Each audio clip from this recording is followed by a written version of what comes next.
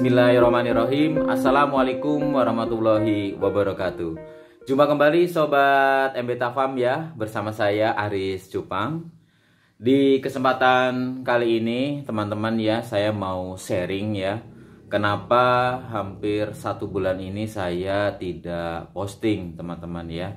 Jadi qadarullah teman-teman, saya habis terpapar COVID-19 teman-teman ya. Jadi saya positif COVID-19 dan saya sakit hampir sekitar 3 minggu teman-teman ya, dan saat ini masih dalam pemulihan. Makanya saya mohon maaf ya, belum bisa posting di YouTube. Baru kali ini saya posting ya, karena kemarin saya habis posting di Instagram, kemudian juga di Facebook ya. Dan alhamdulillah banyak sekali doa-doa yang datang dari teman-teman sekalian. Saya mengucapkan banyak terima kasih ya teman-teman atas doa dan dukungannya, dan alhamdulillah saya bisa sembuh teman-teman ya. Dan kemarin juga banyak yang nanya, "Om, tolong dong ceritain apa sih yang dirasakan saat terpapar COVID, kemudian cara penyembuhannya gimana." Nah, di kesempatan kali ini teman-teman, saya tidak membahas tentang ikan cupang, tapi saya membahas tentang pengalaman saya ketika positif COVID-19 ya. Mudah-mudahan pengalaman saya ini yang saya ceritakan buat teman-teman itu bisa bermanfaat. Dan misalnya teman-teman, misalnya yang mudah-mudahan tidak ya mengalami hal yang sama seperti saya, teman-teman bisa mengambil langkah-langkah bagaimana sih seharusnya supaya penyembuhan ini bisa terjadi ya. Jadi saya akan menceritakan pengalaman saya, karena menurut saya ini kategorinya cukup sedang ke arah berat teman-teman ya. Jadi saya masih ingat betul hari itu Sabtu 26 Juni ya teman-teman ya. Saya itu merasakan sakit kepala, pusing banget gitu ya, pusing sehingga saya tiduran aja, dan malam harinya saya demam teman-teman ya. Dan demamnya itu sampai saya mengigau, padahal ketika diukur itu nggak terlalu tinggi sih, di angka 38 lah ya, nggak nyampe 39. Tapi menurut keluarga saya itu saya sampai mengigau ya, sampai tertawa-tawa sendiri atau mungkin ngomong nggak jelas seperti itu. Dan hari Minggunya paginya tanggal 27 Juni itu saya merasakan nyeri di ulu hati yang sakit banget ya. Cuman saya merasa bahwa ini adalah asam lambung nih sepertinya gitu. Akhirnya saya minum obat mah, dan alhamdulillah rasa nyerinya itu hilang teman-teman. Tapi ya hari itu, Minggu itu, saya merasa indera perasa saya, lidah saya itu nggak bisa merasakan makanan teman-teman ya. Sampai saya minta dibikinkan mie instan pun nggak ada rasanya gitu ya, nggak ada rasanya. Dan kalau misalnya saya makan itu baru 2 sendok atau 3 sendok, itu saya merasakan mual dan makanan itu keluar lagi teman-teman ya. Jadi saya merasakan mual yang luar biasa, dan kemudian badan ini rasanya nyeri semuanya ya. Jadi itu yang saya rasakan. Jadi mual, kemudian juga nyeri di ulu hati, kemudian juga demam ya, kemudian juga sama pusing. Tapi pusingnya ini saya minum paracetamol, alhamdulillah bisa reda. Kemudian juga demamnya ini bisa reda. Jadi teman-teman harus sedia paracetamol di rumah teman-teman ya, karena itu bermanfaat untuk meredakan seperti demam, kemudian nyeri ya, ataupun bisa untuk pusing gitu ya teman-teman. Jadi teman-teman harus menyediakan paracetamol.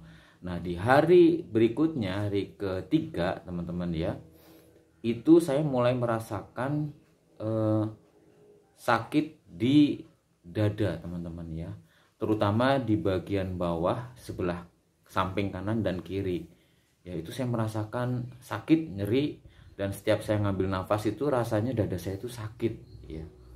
Jadi saya tidak bisa beraktivitas sama sekali teman-teman ya. Dan hari keempat saya mulai merasakan sesak nafas ya. Saya merasakan sesak nafas. Setiap saya nafas itu rasanya kayak nggak nyantol gitu teman-teman ya, kayak nggak nyampe ya. Mungkin seperti orang asma ya, karena saya bukan penderita asma, jadi saya tidak tahu gimana rasanya. Cuman ketika saya bernafas itu rasanya sesak, sakit di dada, dan rasanya itu kayak nggak nyampe nafasnya gitu. Jadi saya nafas berulang-ulang seperti itu teman-teman ya. Jadi rasanya itu luar biasa, dan itu terjadi sepanjang hari. Bahkan kalau malam saya nggak bisa tidur teman-teman ya. Hal itu saya rasakan berhari-hari, sampai seingat saya itu tanggal 3 Juli saya benar-benar nggak bisa nafas teman-teman ya, nggak bisa nafas. Kemudian saya minta tolong kepada teman-teman ya, dari teman-teman Tugu Gawa Akuatik. Alhamdulillah bersedia mengantarkan saya ke IGD teman-teman ya, ke IGD rumah sakit. Sampai rumah sakit saya ditanyain, diperiksa, dan akhirnya saya di swab teman-teman. Hasilnya ternyata saya positif COVID-19. Cuman ketika saya di rumah itu merasakan sesak nafas teman-teman ya, sampai di rumah sakit di IGD itu nafas saya normal lagi gitu. Nah di situ saya berpikir, kenapa ya di rumah saya sesak nafas, tapi kok di IGD rumah sakit nggak pakai ventilator, nggak pakai apa namanya yang buat nafas bantuan, kok saya merasakan dada saya lebih lega. Nah saya analisa, karena di rumah sakit itu di IGD-nya teman-temannya itu kursi tempat tidurnya itu kepalanya di atas gini ya, jadi dia kepala di atas agak turun, terus kemudian selonjor. Nah saya merasa mungkin ini yang menyebabkan nafas saya kembali lega.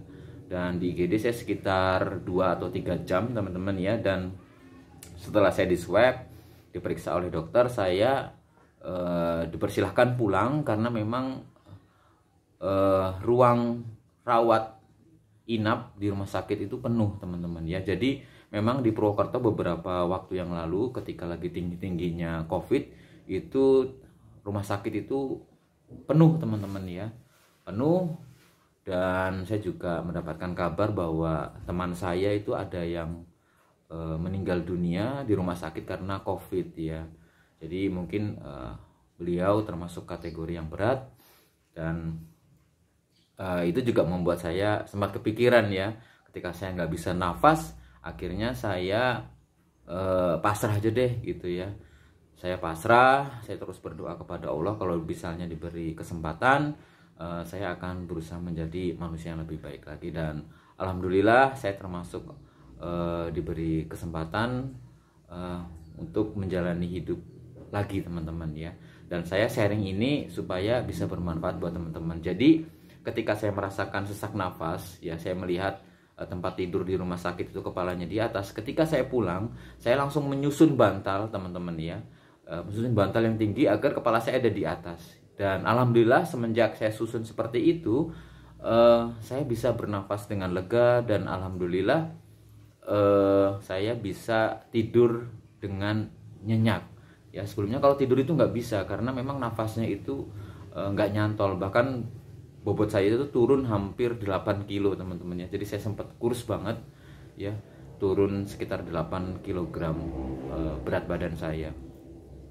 Kemudian obat-obatan apa aja sih Om yang diminum ya. Jadi teman-teman, ketika saya merasakan nyeri ataupun pusing dan demam, saya minum paracetamol. Dan ketika saya merasakan nyeri di ulu hati yang saya merasa ini karena asam lambung, saya minum obat MAH. Kemudian juga saya minum wedang teman-teman ya, kayak wedang jahe gitu ya. Itu membuat saya merasa lebih nyaman dan lebih enak. Dan ketika saya mual teman-teman, itu saya makannya yang bisa saya masuk yaitu buah pepaya dan buah pir. Jadi hampir tiap hari saya makan pepaya dan buah pir, karena saya makan yang lain itu muntah lagi, keluar lagi. Nah mungkin seharusnya minum obat mual ya, karena saya ketemu dengan rekan saya yang kebetulan juga dokter. Dia menyarankan kalau ketemu hal seperti itu silakan minum obat mual supaya bisa makan. Nah, jadi buat teman-teman misalnya ada yang merasakan hal yang sama, teman-teman bisa minum obat mual supaya makanan ini bisa masuk gitu ya. Ketika makanan ini bisa masuk, insya Allah pemulihan dan penyembuhannya itu lebih cepat. Ya, tapi karena saya waktu itu nggak tahu, jadi saya makannya buah teman-teman ya, pepaya dan pir. Kemudian saya minum multivitamin juga teman-teman ya. Sebelumnya saya ingin nyari sebuah obat ya, disarankan oleh rekan saya di SPS itu Linhua. Cuman saya cari-cari nggak dapet. Nah, akhirnya saya dianterin oleh teman-teman dari Tuku Aquatic itu Imbus teman-teman. Jadi tulisannya itu IMBOOST gitu ya, Imbus atau bacanya Imbus ya. Nah, kira-kira tulisannya seperti itulah ya. Dan ketika saya meminum itu, memang rasanya badan lebih seger dan nafas jadi lebih lega teman-teman. Nah, jadi buat teman-teman yang misalnya terpapar bisa minum Imbus itu, alhamdulillah buat saya cocok dan mudah-mudahan buat teman-teman juga cocok. Kemudian saya juga dikirimin sama Mas Miftah ya, dari channel YouTube Miftah Ar-Rahman itu Madumin ya, karena sebelumnya Mas Miftah juga pernah mengalami hal yang sama dan minum itu ternyata enakan ya untuk mengembalikan indera perasa yang hilang ya. Sebelumnya saya memang hilang perasa dulu teman-teman ya. Setelah beberapa hari kemudian baru saya memang tidak bisa mencium. Bahkan minyak kayu putih ketika saya tempelkan di hidung itu gak kecium bau minyak kayu putih. Padahal minyak kayu putih aja kadang dari jauh udah menyengat ya. Ini saya tempelin di sini itu gak kerasa teman-teman ya. Subhanallah, benar-benar luar biasa sekali ya. Nah, akhirnya saya dikirimin sama Mas Miftah itu Madumin teman-teman ya. Madumin ya dikirimin dan saya minum, memang rasanya itu mentol gitu ya, mint. Tapi setelah minum itu rasanya pernafasan dari sini sampai ke hidung itu terasa lega. Jadi saya minum itu rutin, alhamdulillah lebih baik. Kemudian ketika saya di IGD, saya diberi 3 obat teman-teman ya. Obat yang pertama ada antibiotik, ada pengencer dahak, dan obat yang ketiga itu paracetamol. Cuman paracetamol tidak saya minum karena memang saya tidak merasakan demam ya. Jadi demam itu hanya beberapa hari aja, pusing juga hanya beberapa hari, dan memang yang saya rasakan itu nyeri otot. Jadi otot itu di badan rasanya sakit semua. Tapi saya tidak minum karena menurut saya sudah tidak seperti di awal-awal yang sakit banget ya. Kemudian untuk antibiotiknya ini sempat saya minum sekali teman-teman. Tapi setelah saya minum, saya merasakan jantung saya itu berdebar-debar. Jadi saya khawatir, takut, akhirnya saya tidak minum antibiotiknya lagi. Yang saya minum itu pengencer dahak. Nah, ketika saya minum itu teman-teman selama 3 hari, itu saya mengeluarkan dahak ya. Dahak yang pertama itu dahaknya agak kental keluarnya dan bercampur darah gitu teman-teman. Ya, ini pengalaman saya ya. Tapi selama 3 hari ini, selama 3 hari kemudian setelah saya minum obat itu pengencer dahak, itu riaknya berlahan-lahan itu mulai bening gitu, dan akhirnya sudah nggak keluar lagi. Dan setelah 3 hari saya minum obat pengencer dahak itu, saya merasakan nafas saya menjadi lebih lega ya. Tapi ketika untuk aktivitas memang belum bisa banyak teman-teman ya, karena ketika saya 2 minggu setelah sakit ya, saya memang sudah baikan, tapi baru aktivitas sebentar setengah jam gitu ya, itu udah capek banget, akhirnya tiduran lagi. Tapi alhamdulillah sekarang saya sudah bisa beraktivitas seharian, alhamdulillah baik-baik saja. Kemudian hal yang saya lakukan lagi teman-teman itu tiap pagi mulai dari jam 9 saya berjemur teman-teman ya, sekitar setengah jam. Kadang jam 9, kadang jam 10 ya, saya mengikuti keluarnya matahari. Karena pas saya sakit itu di Purwokerto kebetulan cuacanya sering berkabut, jadi kalau pagi itu nggak ada sinar matahari. Dan akhirnya saya menunggu kadang jam 9, kadang jam 10, kadang jam 11 siang itu baru mataharinya keluar. Jadi saya berjemur kira-kira setengah jam atau sampai kulit saya itu merah teman-teman. Jadi kalau kulit saya sudah agak merah, saya berhenti untuk berjemur. Dan untuk pemulihannya total teman-teman itu saya 3 minggu ya. 3 minggu saya baru merasakan pemulihan, dan ini dari tanggal 26 Juni sampai sekarang berarti hampir 1 bulan ya. Saya sudah bisa merasakan kesehatan saya sudah pulih seperti biasanya. Walaupun saya kadang masih batuk teman-teman ya, masih batuk sesekali, dan saya tanya ke ahli medis, memang itu efek setelah terpapar COVID. Mungkin paru saya ini sempat kena ya, jadi pemulihannya itu saya baca beberapa referensi bisa sampai beberapa bulan kemudian. Tapi buat teman-teman yang terkena COVID ya, itu saran dari saya, teman-teman harus isolasi mandiri minimal 2 minggu teman-teman ya.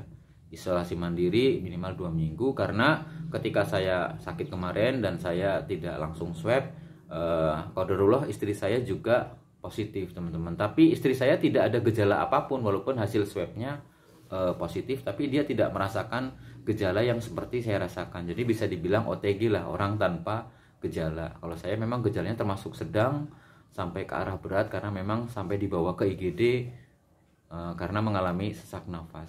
Jadi saran dari saya, kalau teman-teman misalnya terpapar COVID, teman-teman isolasi mandiri minimal 14 hari ya. Walaupun secara medis setelah 10 hari itu tidak akan menularkan, tapi untuk amannya sekitar 14 hari teman-teman ya, isolasi mandiri. Dan ketika kita isolasi mandiri itu keluarga, saudara, komunitas itu hal yang penting teman-teman ya.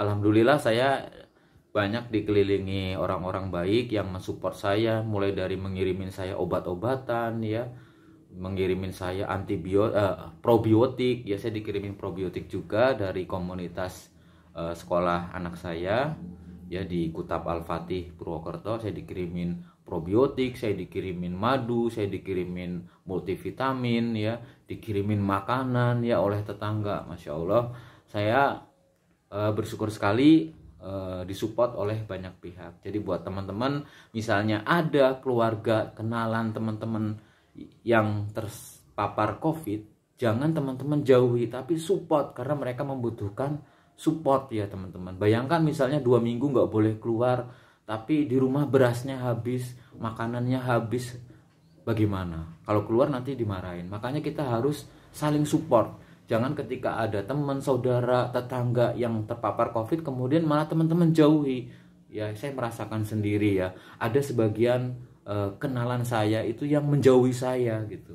Tapi alhamdulillah lebih banyak orang-orang yang peduli kepada saya. Begitu teman-teman ya. Terharu.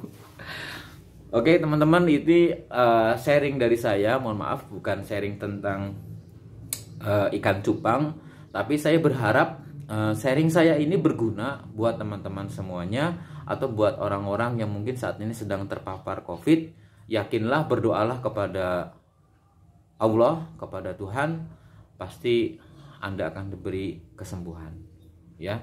Dan yang paling penting, kalau misalnya ada keluarga teman-teman yang usianya lanjut atau mungkin punya penyakit bawaan, bisa mengungsi dulu ya ketika kita isolasi mandiri supaya tidak menularkan. Begitu teman-teman ya. Saya ucapkan terima kasih banyak sekali lagi atas supportnya, atas dukungannya, doanya. Semoga kita semua tetap sehat dan pandemi ini bisa segera berlalu ya, sehingga kita bisa beraktivitas normal seperti biasa. Saya Aris Cupang mohon pamit dari channel MB Tafam. Wassalamualaikum warahmatullahi wabarakatuh.